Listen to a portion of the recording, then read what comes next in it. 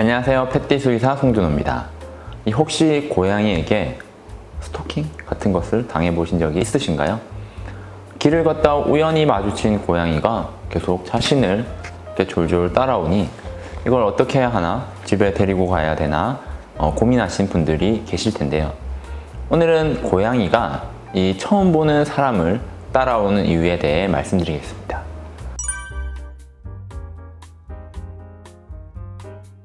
고양이는 본능적으로 누가 자신에게 이롭고 그리고 해로운지 구분할 수 있는 능력이 있는지 판단할 수 있습니다. 특히 고양이에게 우호적이거나 고양이를 키우고 있는 사람에게 도움의 손길을 요청하기도 하는데, 이는 고양이가 이미 그 사람의 주변을 몇 차례 둘러보았을 가능성이 높습니다. 이 사람과 가까워진 고양이는 경우에 따라 자신의 몸을 사람의 몸에 한두 번 문지르거나 배를 보이거나 쓰다듬을 때 도망가지 않는 행동들을 보이며 적극적으로 다가오는 경우가 많습니다. 이 고양이들은 대부분 태어날 때부터 어미로부터 생존에 필요한 교육을 받지만 개체의 개성이 비교적 뚜렷한 편인데요. 이 같은 배에서 태어난 새끼들이라도 성격의 편차가 큰 편이라서 사람에게 다가가는 것을 아주 좋아하는 아이들도 있지만 극도로 경계하며 소위 말하는 하악질을 하는 아이들도 있습니다.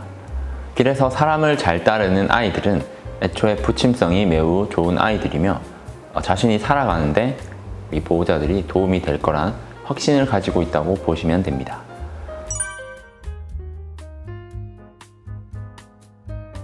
하지만 소위 말하는 간택을 당한 건지 아닌지 헷갈릴 때가 있습니다. 특히 어린 고양이가 나를 졸졸 쫓아온다거나 나만 보면 운다거나 할 때에는 더더욱 신중하고 조심스럽게 접근해야 하는데요. 아기 고양이의 울음소리는 나를 도와줘라는 의미가 간혹 아닐 수도 있기 때문입니다. 어미가 안 보일 수도 있지만 좋은 마음에 도와주려고 했다가 오히려 어미가 돌보는 고양이를 데리고 오는 경우도 있을 수 있기 때문인데요. 어미가 돌보는 아기 고양이들의 특징으로는 어미가 끊임없이 그루밍을 해줬기 때문에 털이 깨끗하고 그리고 눈이 초롱초롱하고 코가 붉은색을 띠는 경우가 많습니다. 하지만 반대로 버려진 아기 고양이의 특징은 털이 뭉치고 눈곱이 많이 끼어 있거나 항문 주위에 변이 붙어 있는 경우가 많습니다.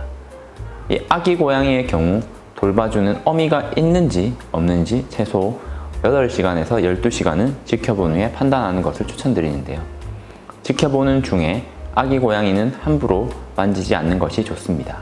사람의 손이 다 아기 고양이의 체취가 달라지면 어미는 자기 새끼인지 모르고 버릴 가능성도 일부 있기 때문입니다.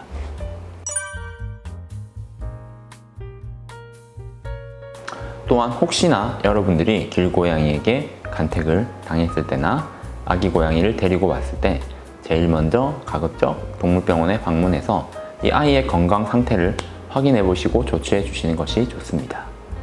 이번 영상이 고양이에게 우연찮게 간택되어 당하고 계실 예비 보호자나 우리 집사님들께 많은 도움이 되었으면 좋겠습니다.